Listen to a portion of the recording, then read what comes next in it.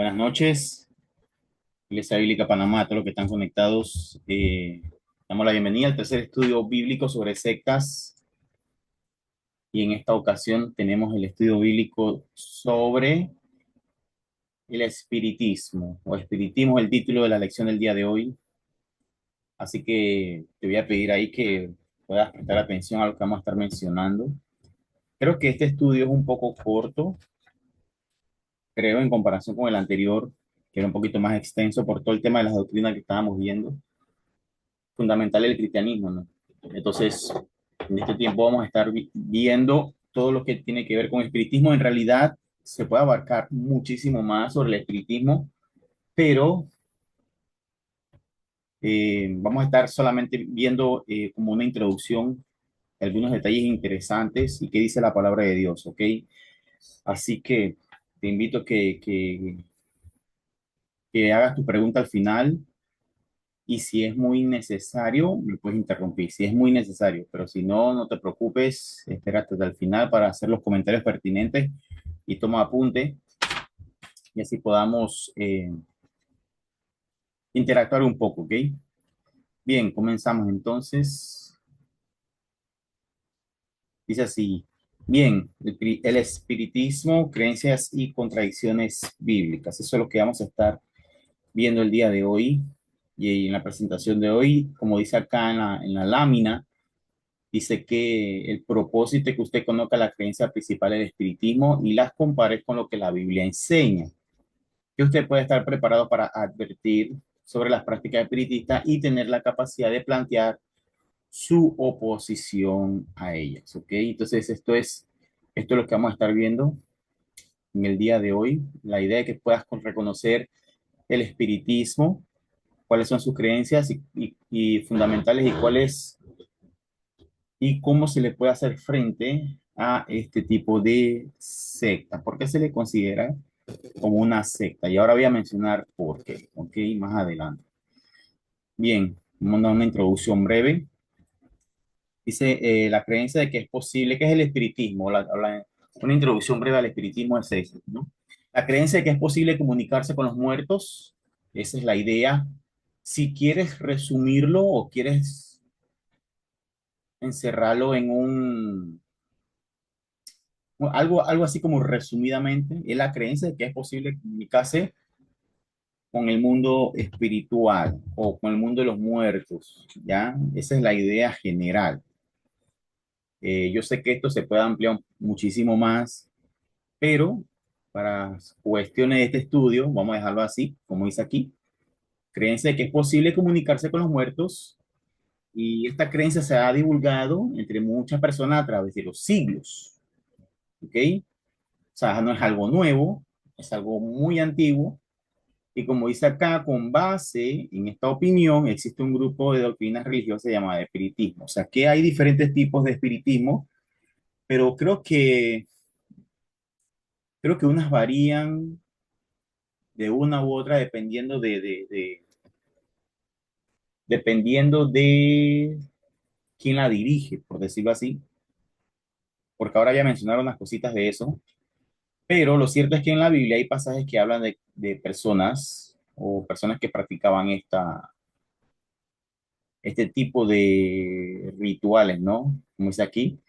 En la Biblia se habla de pasajes del espiritismo, ya que este se practica desde tiempos antiguos, pero no ha sido hasta en los últimos 150 años que los grupos espiritistas se han multiplicado por todo el mundo y han engañado a gente de todo tipo. Eh, Como dije, hay diferentes tipos de espiritismo. Yo antes de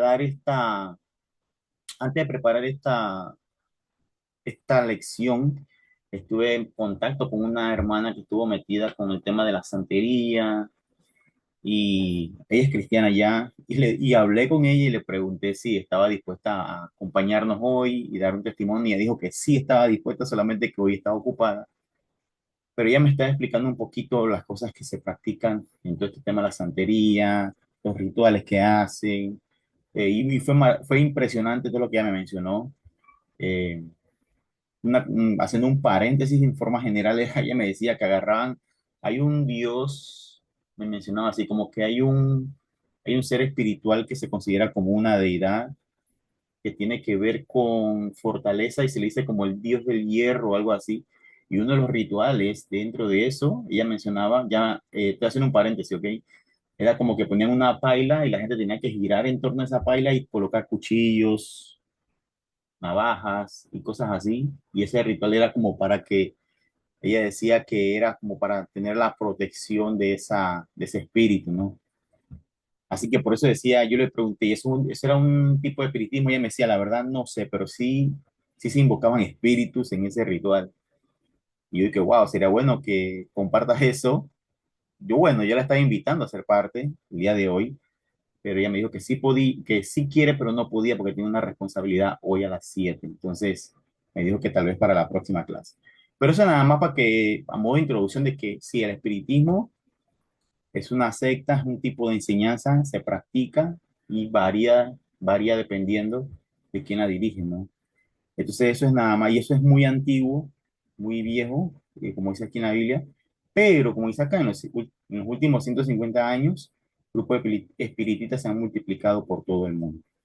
Bien, definición de espiritismo. El espiritismo es un conjunto de doctrinas religiosas basada en la creencia de que es posible comunicarse con los muertos a través de los medios o los espíritus. Entonces, cuando hablamos de espiritismo, la persona que soy espiritista, lo que está diciendo es esto. O sea, yo creo que se puede uno conectar con los espíritus, con los muertos, con las personas del más allá.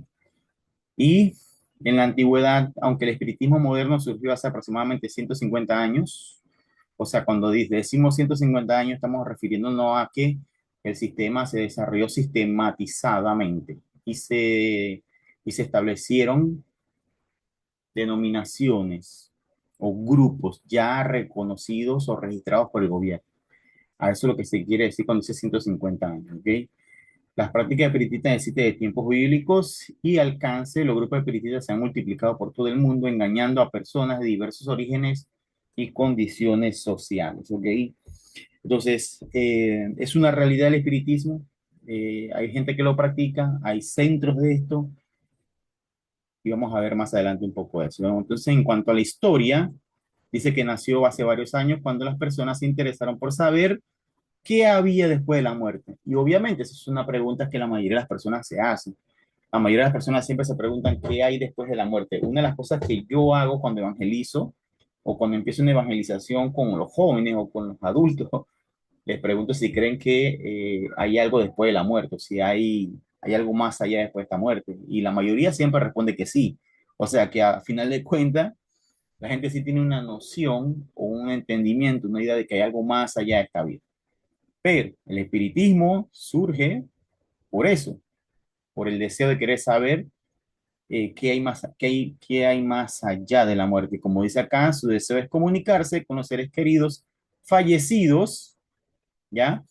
Esto llevó a buscar un medio de contacto. La Biblia y algunos libros de historia hablan de prácticas espiritistas que se utilizaban en la antigüedad. Hay muchos recursos sobre este tema y en internet te puedes dar cuenta de eso. Ahora voy a mencionar un ejemplo de un libro que es muy famoso por este tema del espiritismo. Dice en la historia bíblica, cuando el pueblo de Israel iba a entrar a Canaán, Dios los advirtió contra las prácticas espiritistas que se realizaban allí y les prohibió participar en ellas. En Deuteronomio 18, 9 al 14 se mencionan las prácticas cananeas que estaban prohibidas por el pueblo de Dios. Voy a ver si puedo ubicar ese pasaje y leer algunos versículos. 18:9 dice, cuando entres en la tierra que Jehová tu Dios te da, no aprenderás a hacer no aprenderás a hacer según las abominaciones de aquellas naciones. No sea hallado en ti quien haga pasar a su o a su hija por el fuego, ni quien practica adivinación, ni agorero, ni sortílego, ni hechicero, ni encantador, ni adivino, ni mago, ni quien consulte a los muertos. Ve, aquí está bien detallado en este pasaje el tema de consultar a los muertos. Dice, porque es abominación para con Jehová cualquiera que hace estas cosas, y por estas abominaciones Jehová tu Dios echa estas naciones de delante de ti. Perfecto serás delante de Jehová tu Dios porque estas naciones que vas a heredar a agoreros y adivinos oyen. O sea, que era posible. O sea, que eso era posible, era una realidad. Si se metían en eso, iban a ver algo. Y dice, entonces, más a ti no se te ha permitido esto, Jehová, tu Dios. Entonces está bien definido en la Biblia que Dios prohíbe esto, lo aborrece, lo cataloga como abominación, no lo aprueba y le prohibió a la nación de Israel que cuando entrara, desechara o que iba a sacar estas naciones para que no se mezclaran con la nación de Israel y ellos aprendieran estas prácticas. Entonces, el castigo por participar en estas prácticas ocultas, según Levítico 20:27, era la muerte. Y también en Éxodo 22:18 y Levítico 19 se encuentran las prohibiciones similares. Entonces, ya el que practicaba o lo hacía esto, creo que la pena capital era lo que se ejecutaba, era lo que se llevaba a cabo si la persona insistía o lo hacía o se involucraba en esto.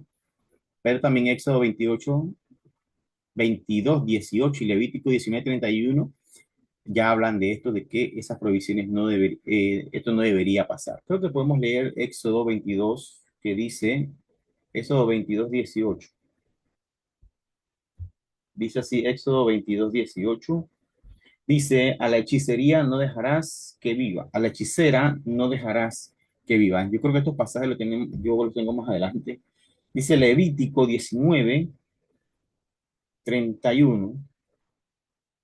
Dice, no os volváis a los encantadores, ni a los adivinos, ni los consultéis, contaminándoos con ellos, yo Jehová, vuestro Dios. Aquí nuevamente el Señor está prohibiendo el contacto de su pueblo con personas o con las naciones que practicaban que hacían estas prácticas. Entonces, el espiritismo que hoy se conoce surgió, el que se conoce hoy, o sea, que hoy en día tú puedes decir, sabes que hay lugares donde se practica esto, tiene su historia, porque dijimos que ya casi 150 años, yo diría que más, la verdad yo diría que más tiempo, porque dice acá que si esto surgió en el 1847 con tres niñas que dijeron poder comunicarse con una persona enterrada en la casa donde ellas vivían. Entonces, debido a esto, muchas personas intentaron comunicarse con los muertos por medio de sesiones espiritistas. Si usted mete en Google o busca ahí en Wikipedia, busca el nombre de estas tres mujeres, Margaret, Kate y Leah Fox. Ellas fueron las que eh, despertaron ese auge porque ellas decían que, bueno, en su casa escuchaban voces, escuchaban que las cosas se movían, y bueno, ellas dijeron, bueno, pusieron a averiguar, y creo que fue que encontraron como que ahí habían enterrado gente, y que se comunicaban con ellas, entonces ellas empezaron esta práctica del espiritismo ya de manera más formal. Después de estas tres chicas, o estas tres mujeres que desarrollaron ese sistema de espiritismo, pasó el tiempo y el señor Allan Kardec, ¿ya? Fue el que puso en orden todas las creencias que estas mujeres y las que vinieron después de ellas empezaron a practicar. Él como que las organizó, las sistematizó y le dio como un auge, ¿no? Él fue el que las popularizó. Él fue el que las popularizó, las organizó y obviamente dice, todo esto pasó en Estados Unidos. Qué raro, ¿no? Que las cosas a falsa enseñanza vienen de allá. Eh, Principalmente esta doctrina tomó fuerza después de las dos guerras mundiales, ya que mucha gente quería hablar con sus seres queridos muertos. Justo en ese periodo de tiempo, como dice acá, la guerra mundial, mucha gente había pasado, la Segunda Guerra Mundial había pasado, mucha gente muerta, y bueno, el deseo de querer ver a su gente, estas mujeres se aprovecharon de eso intencional o no intencionalmente, pero ellas se hicieron famosas por eso. Y ellas decían, bueno, como nosotros podemos tener contacto porque ya nos ha sucedido, ya nos ha pasado en la casa, entonces nosotros podemos ser ese canal en el cual podemos ponernos en contacto con los seres queridos de ustedes. Entonces empezó todo este tema de los rituales espiritistas. Entonces, acá está el famoso Alan Kardec que mencioné anteriormente, el que mencioné anteriormente, que fue el que sistematizó todo este tema del espiritismo y lo llevó a una práctica ya más formalizada, institucionalizada. Y este señor escribió este libro que se llama El Evangelio según el espiritismo. Él se hizo famoso porque eh, cuando él se mete en todo esto del espiritismo y adopta todo lo que tiene con lo que ya venían haciendo estas mujeres, entonces él lo lleva a una práctica un poquito más mezclada con lo que la palabra de Dios dice. Y ahorita vamos a ver un extracto de lo que dice este libro. Pero este hombre se vuelve famoso porque él escribe este libro y mucha gente empieza a leer este libro y a seguirlo a él conforme a lo que él escribió en este libro. Él no escribió solamente este libro, él escribió más libros sobre el tema de espiritismo. Yo lo iba a poner acá, pero yo dije, bueno, no vale la pena, no voy a hacerle publicidad, no estamos haciéndole publicidad a él porque estamos hablando de sectas, pero es solamente para que tengas un contexto de que este señor fue el que popularizó todo el tema del espiritismo, se puede decir que mayormente en Latinoamérica o a nivel mundial. Eh, entonces, miren lo que dice ese libro o un resumen breve de ese libro, ¿ok? Dice, el Evangelio según el Espiritismo, escrito por Alan Kardec, Kardec, no sé cómo se pronuncia, no tiene tilde ni nada. Dice, Kardec en 1864, casi en el mismo periodo donde estas chicas ya habían desarrollado todo el tema del espiritismo. Dice, es una obra fundamental dentro de la doctrina espiritista, o sea, es una obra fundamental dentro de lo que practican el espiritismo. Considero o creo yo que todas las personas que practican algún tipo de espiritismo les recomendarán leer este libro. Les recomendarán leer este libro. Entonces dice, eh, en este libro, Kardec expone las enseñanzas morales de Jesucristo desde una perspectiva espiritualista. Y aquí viene el punto. Dice, desvinculándose de las interpretaciones teológicas o dogmáticas de la religión tradicional. Entonces, eso ya yo lo he escuchado antes en otro lugar. Cuando alguien te dice, sí, lo que sucede es que tú lees la Biblia desde un concepto teológico o tú lees la Biblia con un sesgo dogmático. Cuando alguien te dice eso, hay que ver las red flags, las banderas rojas. Aquí hay algo raro, porque es el mismo lenguaje que utilizan la mayoría de las sectas. Dicen, no, tú interpretas la Biblia desde un sesgo teológico. Y otros dicen, no, tú interpretas la Biblia desde la teología. Entonces, cuando interpretas la Biblia desde la teología, ya vas con un sesgo. Entonces, no puedes ver la Biblia de manera clara conforme a lo que la Biblia enseña. Entonces, el consejo que le doy al que me está escuchando es, cuando alguien te dice eso, presta mucha atención y ten mucho cuidado.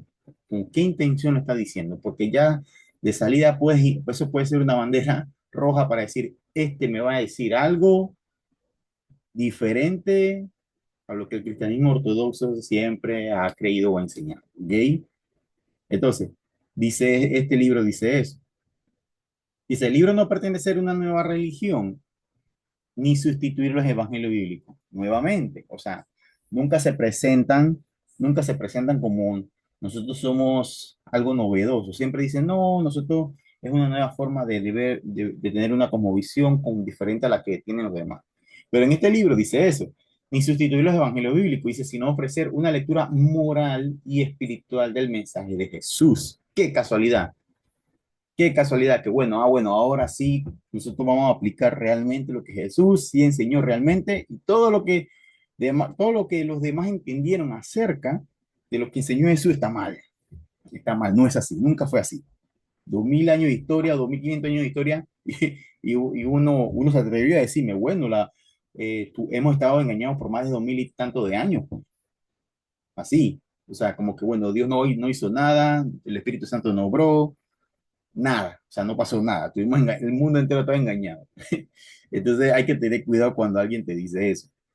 Dice, sino ofrecer una lectura moral y espiritual del mensaje de Jesús, interpretado a la luz de las comunicaciones de los llamados espíritus superiores. Eso es lo que dice el libro. Según Kardec, estos espíritus son seres desencarnados, o sea, sin cuerpo, que han alcanzado un nivel más alto de evolución moral e intelectual y que a través de mediums transmiten mensajes que ayudan a la humanidad a progresar espiritualmente. Bueno, porque ahora sí, Ahora sí, con esta nueva forma de aplicar eh, la moralidad, la espiritualidad, ahora sí vamos a hacer las cosas bien. Eso es lo que se vende, o eso es lo que vende el libro. Dice, el objetivo principal del libro es promover la transformación interior del ser humano. O sea, ¿por qué el cristianismo no ha podido hacer eso? El cristianismo no ha podido hacer eso, bueno, entonces esta secta o esta línea de práctica ocultista, ellos sí la van a hacer, ¿no? Ellos sí van a transformar al ser humano. Pero dice, fomentando la práctica de la caridad, el perdón, la humildad y el amor al prójimo como ejes esenciales del crecimiento espiritual. O sea, ya aquí estamos viendo cómo se va desviando por el hacer, ¿no? El obrar. El que hace es el que puede, el que crece. Y dice, la obra se estructura en capítulos temáticos que comentan pasajes seleccionados del Evangelio, principalmente del Nuevo Testamento, como las bienaventuranzas, el Sermón del Monte y las parábolas de Jesús. Cada capítulo comienza con un texto bíblico seguido de una explicación doctrinal desde la visión espiritista y concluye con mensajes dictados por espíritus elevados, los cuales refuerzan la enseñanza moral expuesta. O sea que el libro lo que hace es que agarra ciertos pasajes de los evangelios, no los agarra todos, agarra algunos. ¿Y qué hace? Los explica a la luz de la cosmovisión espiritista que supuestamente este señor recibió de los espíritus y le dijeron, ¿sabes qué? Ese versículo no significa esto, significa esto. Y entonces, esta es la verdadera revelación. ¿Se acuerdan que en las lecciones anteriores habíamos visto que hay diferentes tipos de sectas? Y una, creo que era la del grupo 2 que habla que es una de las más peligrosas. No, la del grupo 3 que es una de las más peligrosas que menciona. Menciona que son cristianos, que siguen a Jesús, pero tienes que leer la Biblia, pero también necesitas otro libro para poder entender la Biblia.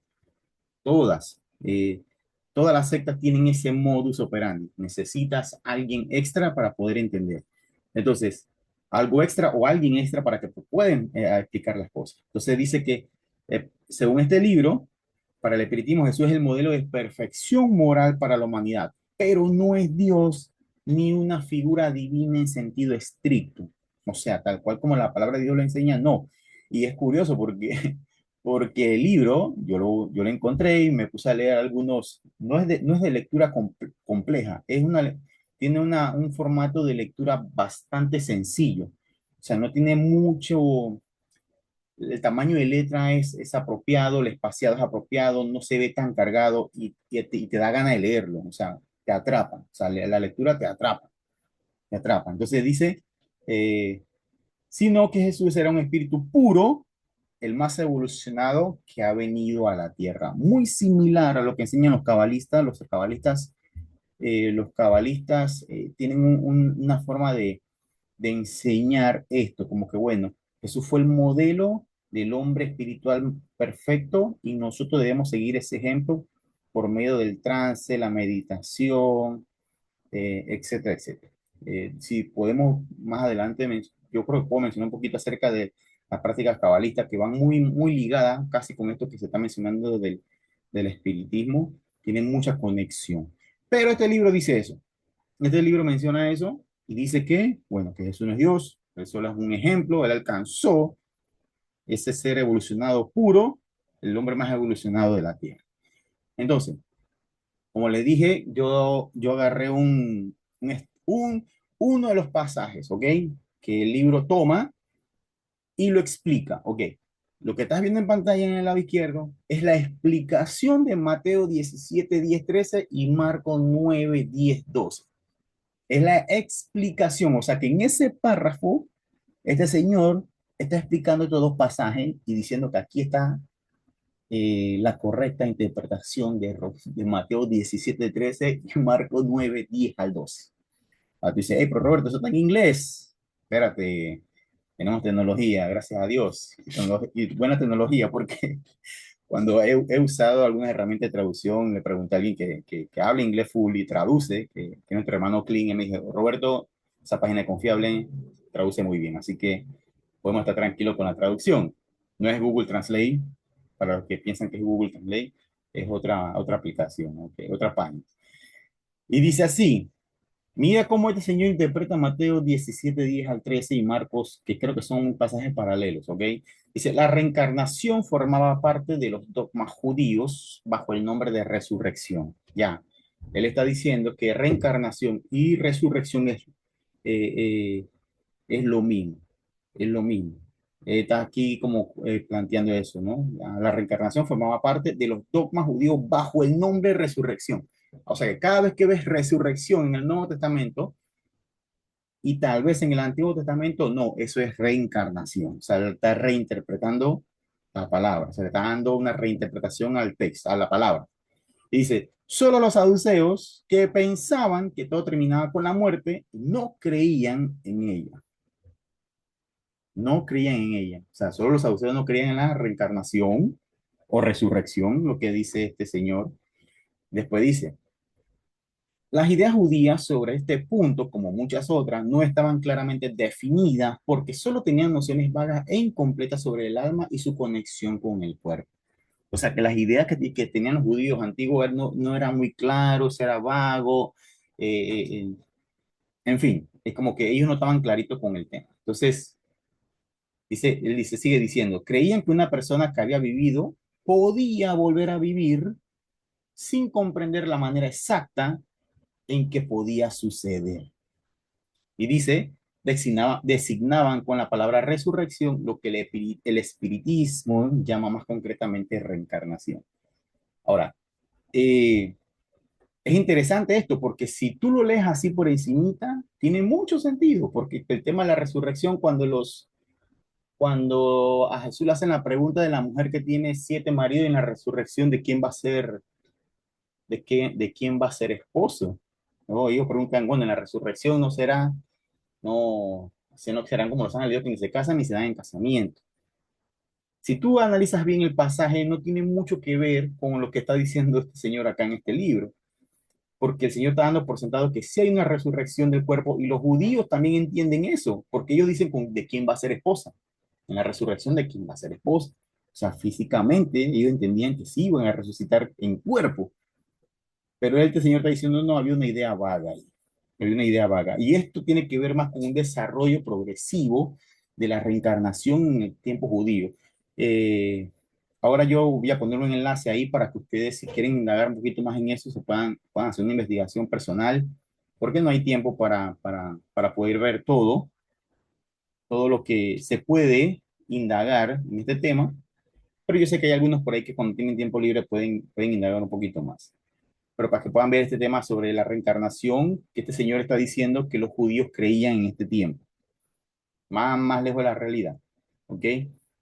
Entonces, después dice, en realidad, la resurrección, esto es lo que dice el extracto este que está aquí, que está en la página 93, dice, en realidad la resurrección supone la vuelta a la vida del cuerpo que murió, lo que la ciencia ha demostrado ser materialmente imposible. Ah, aquí se vuelve científico y le hace caso a la ciencia, ¿ok? Aquí no es espiritual, aquí, bueno, va la ciencia ha demostrado ser materialmente imposible, sobre todo cuando los elementos de ese cuerpo fueron dispersados y absorbidos hace mucho tiempo. O sea que la resurrección no es posible por la sencilla razón de que cuando el cuerpo se entierra, se vuelve polvo y se dispersa, ¿cómo es posible? ¿Cómo es posible que la resurrección vuelva a darse nuevamente si el cuerpo material ya no existe, es polvo, ¿no? O se ha esparcido y disuelto. Entonces dice, la reencarnación es el regreso de un alma o espíritu a la vida corporal. Dice, la reencarnación es el regreso de un alma o espíritu a la vida corporal. Aquí está el punto, mira lo que dice. Pero en otro cuerpo recién formado para ella y que no tiene nada en común con el antiguo. O sea que sí, el espíritu sale, no regresa al cuerpo del que fue parte primeramente, sino que forma parte de otro cuerpo, de otro cuerpo. Después dice, la palabra resurrección podía aplicarse a Lázaro. ¿Por qué? Porque el espíritu de Lázaro regresó a su cuerpo, pero no a Elías ni a los demás profetas. Dice, por lo tanto, sí, de acuerdo con su Donde creencia, nació en la Juan el ciudad de Panamá. Bautista, Juan el Bautista, alguien tiene el micrófono abierto, si lo puede cerrar, por favor. Dice, Juan el Bautista era Elías, en el cuerpo el cuerpo de Juan no podía haber sido el de Elías, ya que Juan había sido visto como un niño y su madre y su padre eran conocidos. Juan, pues, podía ser Elías reencarnado, pero no resucitado. Yo sé que están ahorita mismo con ganas de opinar, o al final opinas, ¿ok? Pero lo que este señor está diciendo es que la reencarnación sí se dio de Elías hacia Juan el Bautista, pero Juan el Bautista era Juan el Bautista, pero Elías reencarnado. O sea que no se le podía llamar a Juan el Bautista Elías, literalmente porque el cuerpo no era de Elías, era de Juan el Bautista, pero el espíritu que estaba en Juan el Bautista era Elías. Eso es lo que enseña este señor en este libro y eso lo estoy colocando sí, en el, en la página 93.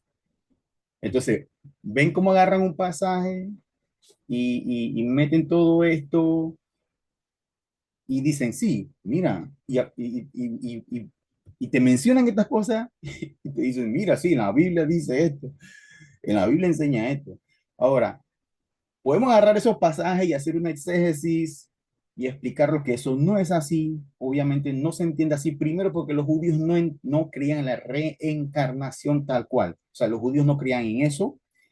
Los judíos que creyeron en la reencarnación, porque hay judíos que sí creen en la reencarnación o sí creyeron en la reencarnación, pero vino mucho tiempo después,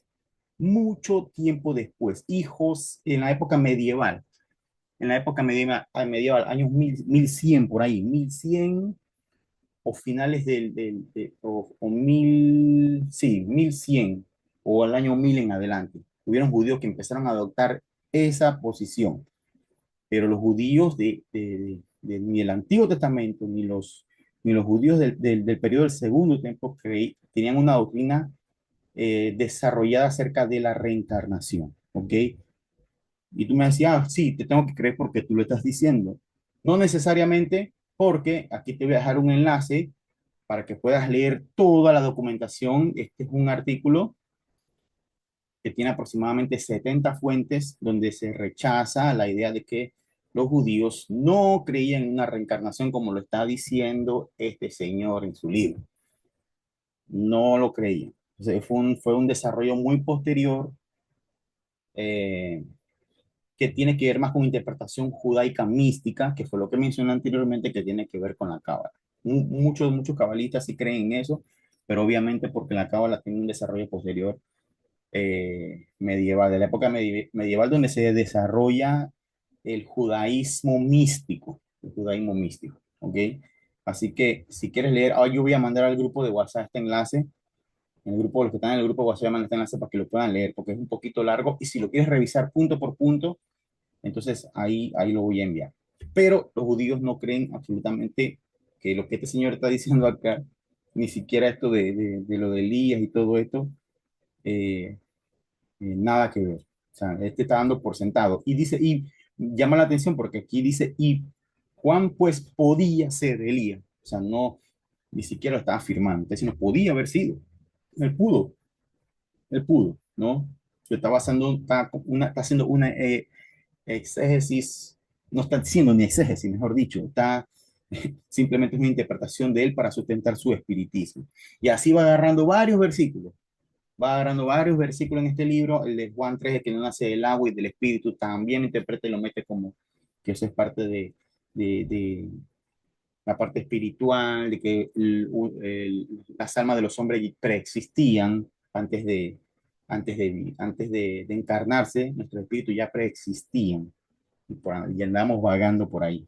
Eso es lo que enseña este señor en este libro famoso y ya puedo entender por qué tal vez sí atrapa a la gente, porque utiliza la Biblia para sostener su posición, ¿ok? Entonces, aquí voy a dejar eso más adelante. Ahora lo envío al grupo de WhatsApp, lo puedo subir aquí al, al, al Zoom, al chat del Zoom, para que ustedes lo puedan revisar, ¿ok? Entonces, aquí hay algo interesante también. ¿Por qué? Pues tú dices, espérate, pero yo también pensé que en Panamá no había, este movimiento espiritista no era tan famoso. Y en realidad la comunidad es muy baja aquí en Panamá, las comunidades espiritistas, y no hay registro. O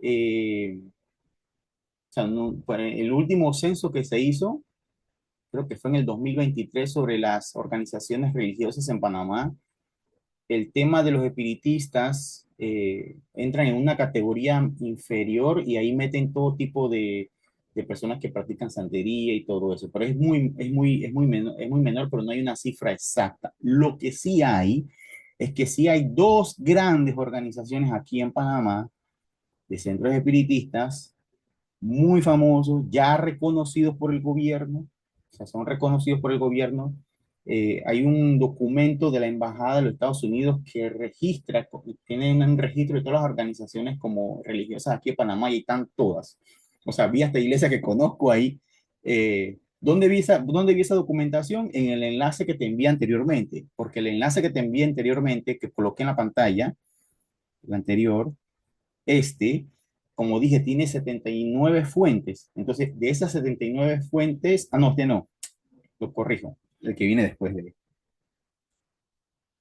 No lo coloqué, no lo coloqué. Perdón, no lo coloqué, pero lo puedo enviar. Lo tengo, pero lo puedo enviar. El de cuántos centros espiritistas hay aquí en Panamá. Pero estos son los dos más grandes. Y revisando la fuente encontré un documento de la Embajada de Estados Unidos donde tiene un registro de cuántos centros o organizaciones religiosas hay en Panamá. En Panamá el último que se hizo. Y dice que los espiritistas entran en la última categoría porque son muy pocos. Y ahí meten todo tipo de los que practican santería y todo esto, pero no es algo, o sea, se reconoce que hay, pero no han sido reconocidos por el gobierno, pero sí saben que existen. Entonces no hay un número oficial. Pero estos dos que están aquí sí existen. Y miren el número dos. El número dos se llama Centro de Estudio Espiritista de Allan Kardec. ¿Quién es Allan Kardec? El libro que estábamos viendo, el man que escribió el libro que estábamos viendo anteriormente.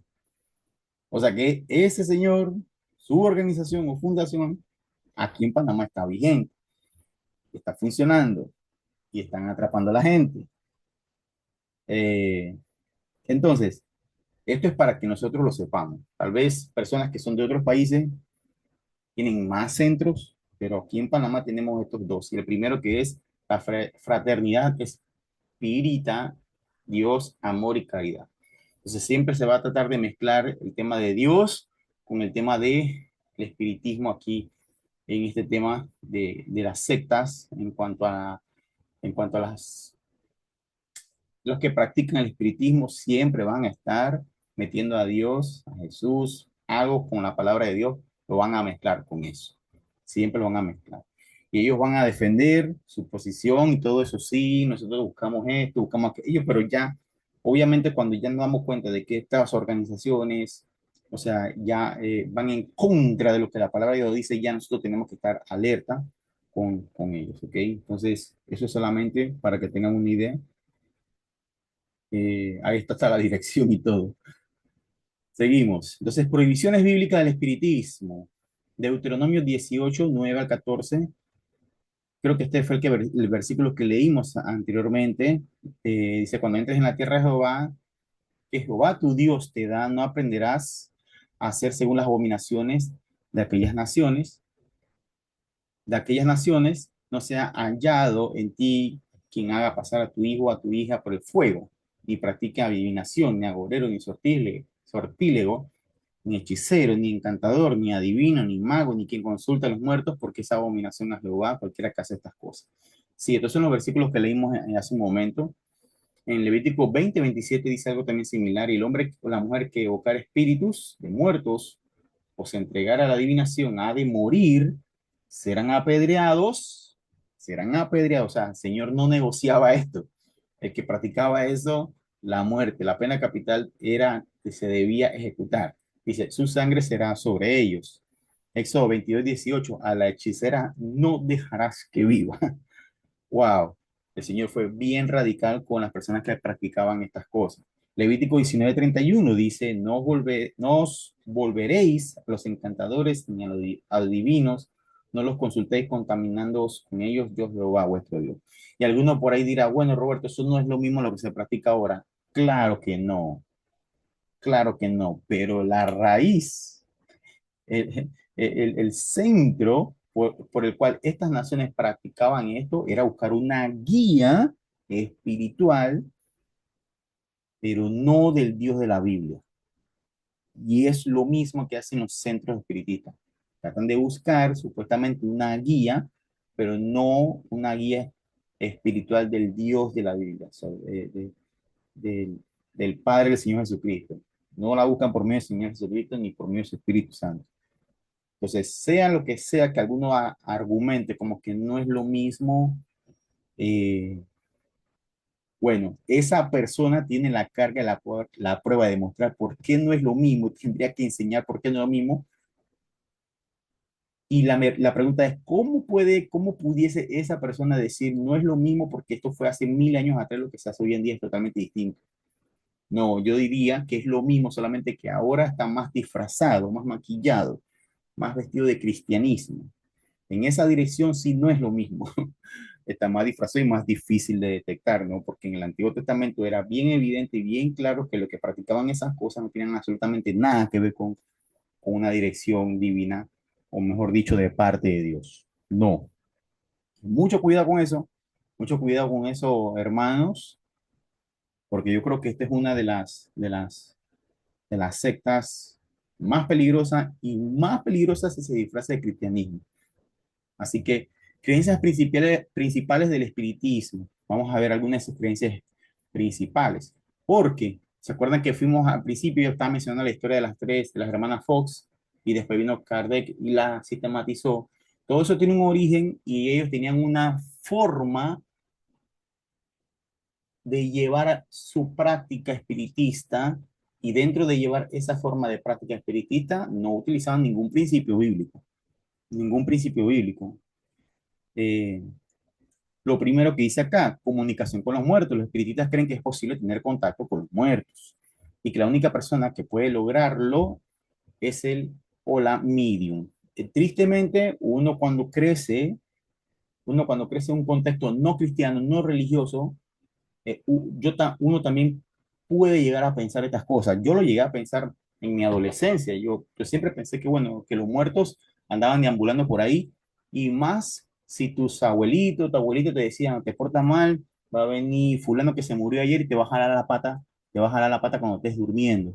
Porque la idea es como que el espíritu del familiar anda por ahí dando vuelta, ¿no? Yo sé que tal vez muchos de ustedes escucharon esas cosas. Bueno, en mi caso sí fue, siempre se decía eso, no, no, mira, murió fulano. Ah, mira, y que estuvieron velándolo ahí y pasaron 3 días y pasó un viento frío por dentro de la casa y decía, no, ese es el alma de la mamá de que se murió, de la persona que estaban velando que se murió, y es el espíritu de que está dando vuelta por ahí porque necesita como despedirse y todo eso. Entonces, esa idea está muy permeada en la mente de la gente, aun si no practican el espiritismo como una religión oficial, pero la idea está en la mente de la gente. ¿Por qué? ¿Por qué será? Bueno, ya es cuestión más de tradiciones, eh, fábulas, mitos, etcétera, pero eso está permeado en la gente. Como dije, yo al muy adolescente tenía esa creencia de que uno se podía comunicar con los muertos. Y también recuerdo que cuando yo estaba en la escuela, llegó una chica que venía a otro país, y ella dijo, un día estábamos en el recreo y dijo, ¿quién quiere jugar a la Ouija? Y, y todo el mundo dice que la Ouija, ¿qué es eso? Y ella dice que no, mira, tú agarra, no ni siquiera lo explicó, recuerdo clarito. Ella no explicó el juego con la boca, ella buscó un lápiz y un papel y empezó a explicarlo mientras dibujaba. Entonces, mientras explicaba, estaba dibujando el tablero de la Ouija. Y cuando terminó de explicarlo, dijo, aquí está el tablero, ¿quién se atreve a jugar? Y cuando todo el mundo dijo, ¿quién se atreve a jugar? Yo dije, yo no estoy ahí. Y yo, ¿que para qué? Que no, para invocar algún espíritu, decía ella. Y tú vas a ver que el espíritu, hay que poner un cuara encima del tablero que ella había dibujado. Y lo que ella decía era que cuando ella empezaba a invocar los espíritus, el cuara se iba a mover cuando todos tenían el dedo arriba de los 25 centavos. Eso se iba a mover. Y ella dijo, ¿quién se atreve? Vamos a jugarlo rapidito aquí para hacerle una pregunta a un espíritu que vamos a invocar. Ni loco, me paré de ahí y me fui. Me paré de ahí y me fui porque dije, yo no iba a ser parte de eso. No voy a ser parte de eso. Entonces, gracias a Dios, yo para esas cosas era miedoso y no participé de eso. Pero algunos ahí quedaron ahí, ni sé qué fue lo que pasó, pero recuerdo clarito que esta chica hizo eso cuando estaba en la escuela. Y es interesante porque era una chica de escuela y decía que eso lo practicaba en su casa con su familia. Entonces, sí es una práctica que se hace y la idea es esa, o sea, que creer que tú puedes tener conexión con los muertos. Entonces, en una sesión espiritista, él o la medium dice puede conocer a qué persona le está hablando porque creen que los muertos hablan y actúan igual que cuando están vivos. Entonces, esa es la idea, la principal. Bien, las creencias principales del espiritismo es que ellos tienen un concepto de Dios diferente a lo que la Biblia enseña. Ellos creen que Dios es simplemente una inteligencia superior o suprema y que eso es una fuerza que une y ve tanto con los vivos como con los muertos. Sí, creemos en Dios, nuestra convicción de Dios es que hay una fuerza que une el mundo de los muertos con el mundo de los vivos. Entonces, cuando eso ocurre, bueno, ese es el Dios de ellos que está operando ahí. No sabría explicar exactamente eh, si ellos tienen una explicación más amplia en cuanto a eso, pero esa es la idea principal o resumida. Ese perfeccionamiento de los espíritus, para ello todos los espíritus van pasando de una etapa a otra, dice, hasta a otra, hasta llegar a la perfección. Llaman a esto transmigración de los espíritus. Entonces, tienes la reencarnación, tienes la transmigración de los espíritus y tienes la resurrección, que son tres cosas diferentes. En el caso de lo que está explicando el autor del libro con Elías, y eso sería como una transmigración de espíritus, porque eh, eh, una transmigración de espíritu. Bueno, Elías se fue, pero bueno, su espíritu vino y pan, habitó pero sabemos que Elías no murió. Entonces, aquí está el punto. Cuando tú analizas bien eso, tú te quedas como que, espérate, si Juan el Bautista era Elías, pero Elías no murió, ¿cómo es que su espíritu vino acá? Si supuestamente el espiritista cree que cuando el cuerpo muere, el espíritu sale. Y aquí empiezan las contradicciones de ellos. Entonces, algunos de ellos dicen, bueno, en este caso, lo que el libro mencionaba era eso, bueno, transmigración, reencarnación, etcétera. Tienen su forma de explicar eso.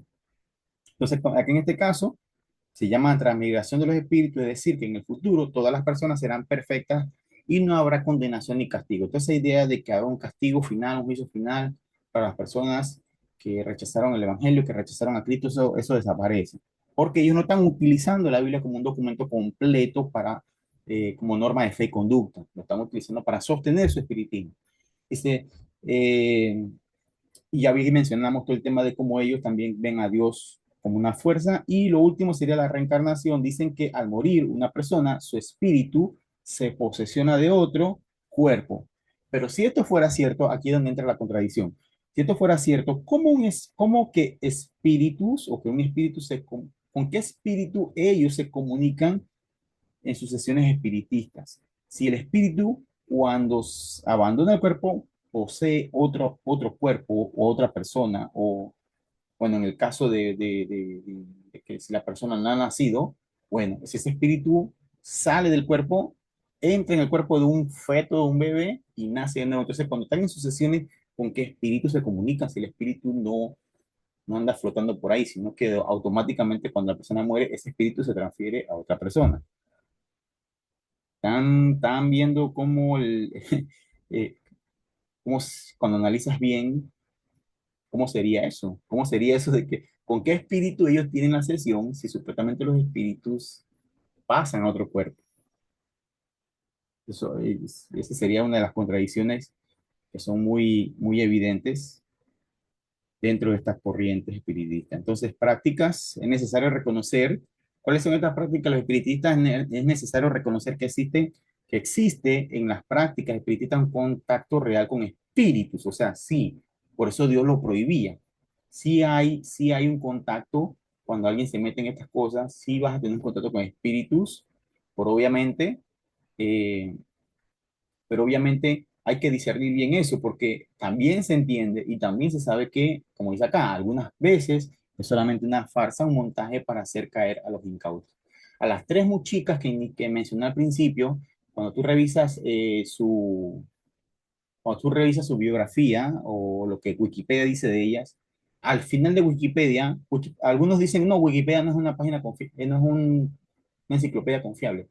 Yo te voy a decir cuándo tú puedes decir que es confiable. Cuando te vas al final de la documentación, ahí te dice referencias bibliográficas de dónde está sacando la información. Y tú puedes revisar los libros que están ahí.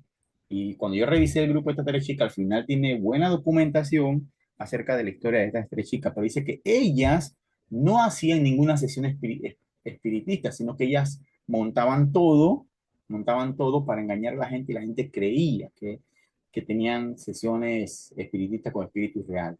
Ahí lo puedes buscar de que no es así.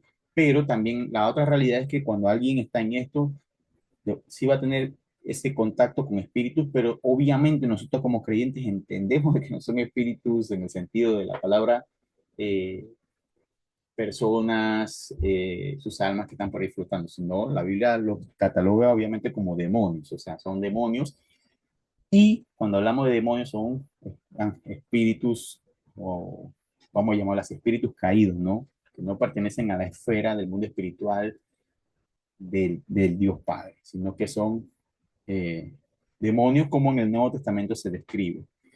Dice, demostraciones sencillas. En algunas sesiones espiritistas se acostumbra a hacer sonar una trompeta, golpear el suelo o hacer girar una mesa para que la gente crea que el espíritu de un muerto está presente. ¿Ven? Aquí ellos ya sí o sí tienen que hacer estas cosas y entra en un estado de trance. Es cuando él o la medium llega a estar dominado por un espíritu o aparenta estarlo y señales. También es común ver en una sesión espiritista la aparición de un ser humano o de partes de un cuerpo y aún la movilización de cosas a lo largo de la habitación. Entonces, aquí estas son algunas de las prácticas que los espiritistas llevan a cabo y diferencias con las doctrinas bíblicas, por ejemplo, en el caso de Dios y la Biblia. O sea, con relación a Dios, no creen que Dios sea una persona, para ellos es solamente una fuerza, o que Dios está en todas las cosas. Muy similar al tema del panteísmo, que dice que Dios está en todo, o Dios es todo. Entonces, con relación a lo que la Biblia enseña, los espiritistas no aceptan la Biblia como el libro inspirado por Dios. Para ellos es como cualquier otro libro. No tiene la autoridad espiritual, moral ni ética para ellos como sí la tiene para los cristianos. Según el Timoteo 3:16, ya nosotros sabemos que enseña que la escritura es inspirada por Dios. Toda la escritura es inspirada por Dios y útil para enseñar, para redarguir, para corregir, para instruir en justicia. Entonces, cualidades divinas según la Biblia, hablando acerca de Dios. Dios dice de sí mismo, mis pensamientos no son vuestros pensamientos, ni vuestros caminos mis caminos, dijo Jehová. Dice Juan 3:16, porque de tal manera amó Dios al mundo que ha dado a su Hijo unigénito para que todo aquel que en él cree no se pierda, sino que tenga vida eterna. Obviamente, describiendo las cualidades de Dios, que Dios piensa más allá que nosotros, que Dios nos ama, Dios nos dio a sus hijos. Entonces, todas estas son características que pueden tener una identificación de personalidad o de persona en cuanto a la persona de Dios, en cuanto al ser de Dios. Efesios 1:11 dice, en él asimismo tuvimos herencia, habiendo sido predestinados conforme al propósito del que hace todas las cosas según el designio de su voluntad. O sea, ahí está hablando de la voluntad de Dios. Entonces, por eso decimos que Dios es una persona, porque reúne todas estas características que son características también nuestras, pero no al mismo nivel que las nuestras, ¿ok? Para que se haga esa distinción. No somos iguales a Dios, pero sí reflejamos muchas cosas que Dios es, que Dios hace también, ¿ok? Entonces, sí podemos decir, los espiritistas aquí se equivocan con su concepción de Dios y todas estas cualidades demuestran que Dios es una persona. Así que, para que tengamos eso claro, el espiritista cree una cosa distinta, nosotros creemos lo que la palabra de Dios enseña, eh, porque también va muy ligado con lo que nosotros somos, ¿ok? Entonces dice, con relación a Cristo, para los espiritistas, Cristo fue un hombre bueno, el más grande medium, el espiritista más adelantado en el proceso de perfeccionamiento. Por tanto, cualquier hombre bueno y justo puede llegar a ser como Cristo. O sea que si tú practicas una espiritualidad, eh, reuniendo todo, o sea, o cumpliendo con todo lo que te exige el espiritismo, tú puedes llegar a ser como Cristo, bueno, justo y alcanzar la perfección. Eh, También dice en Juan 1:3, dice sobre Jesús.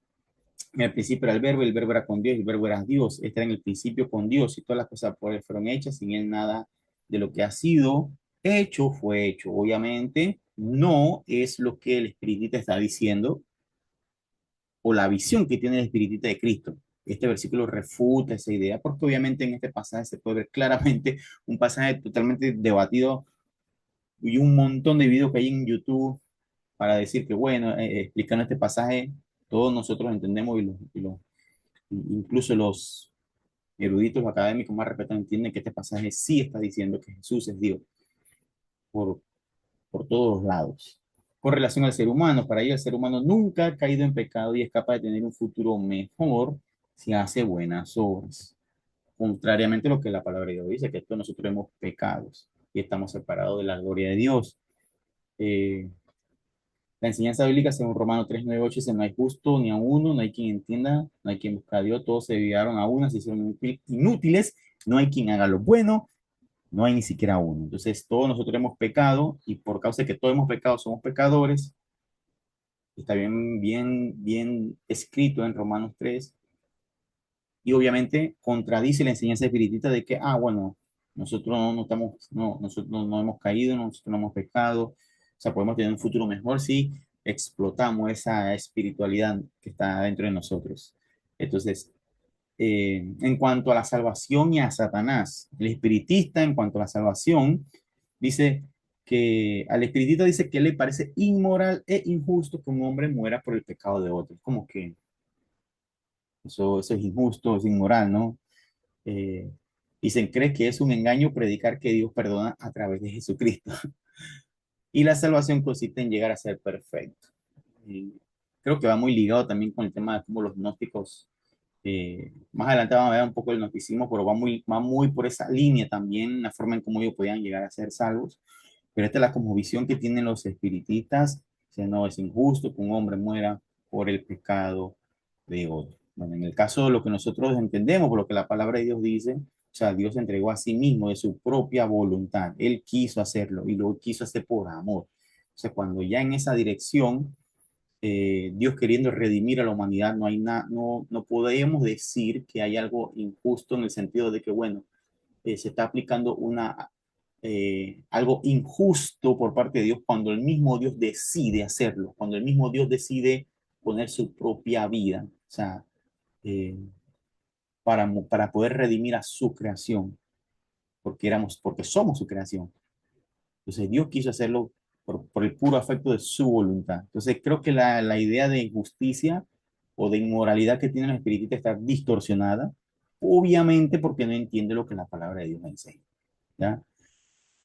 Citas bíblicas sobre la salvación. Juan 3:16 dice, porque de tal manera amó Dios al mundo que dio a su Hijo unigénito para que todo aquel que en él cree no se pierda, mas tenga vida eterna. Efesios 2:8-9 dice que por gracia sois salvos por medio de la fe, y esto no de vosotros, pues es don de Dios, no por obra, para que nadie se gloríe.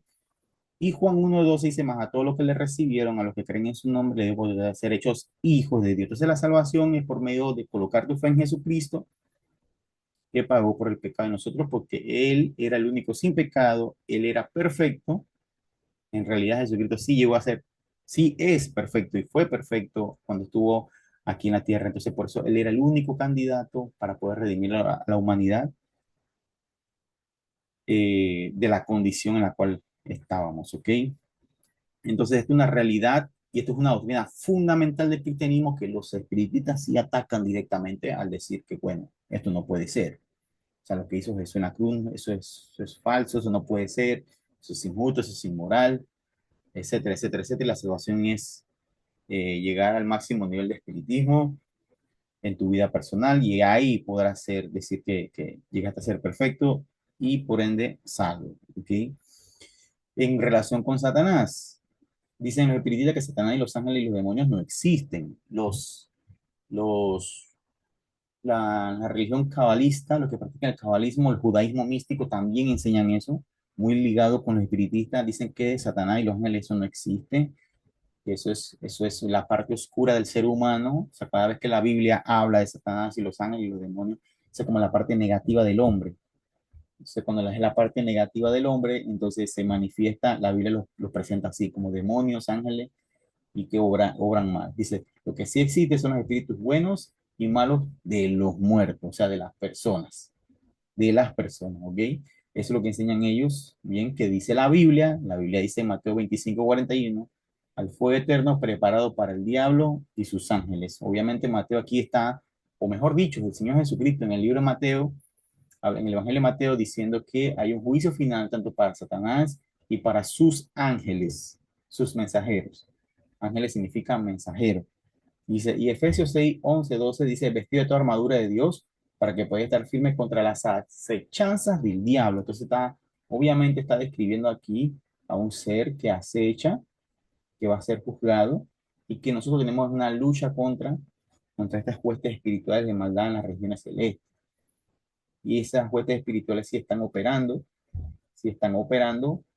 o mejor dicho, cumpliendo con los propósitos de Satanás, engañar al mundo, y obviamente el espiritismo es una de esas.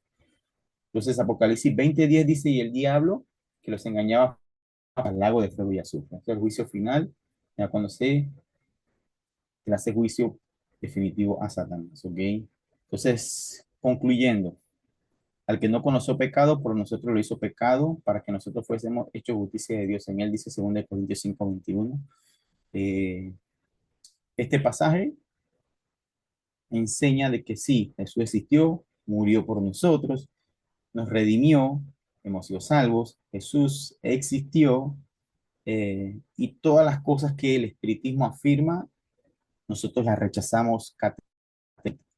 Dice, el espiritismo es muy antiguo y hoy tiene muchos seguidores.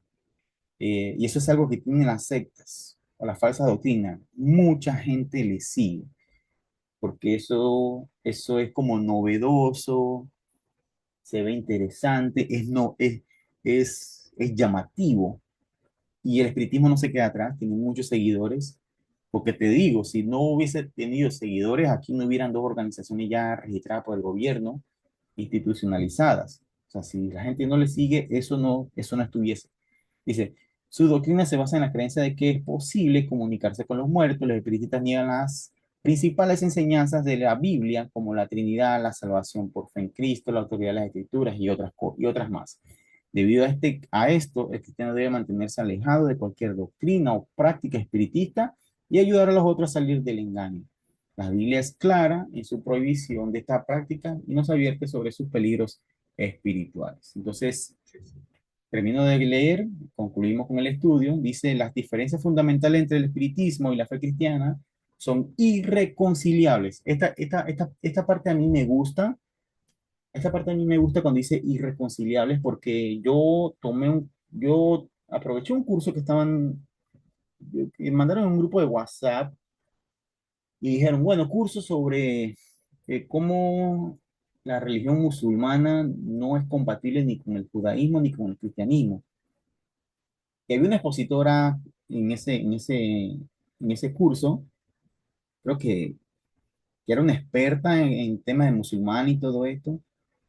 Y una pregunta que yo le hice fue, ¿es posible convertirse al cristianismo y seguir practicando algunas prácticas, valga la redundancia, de los musulmanes?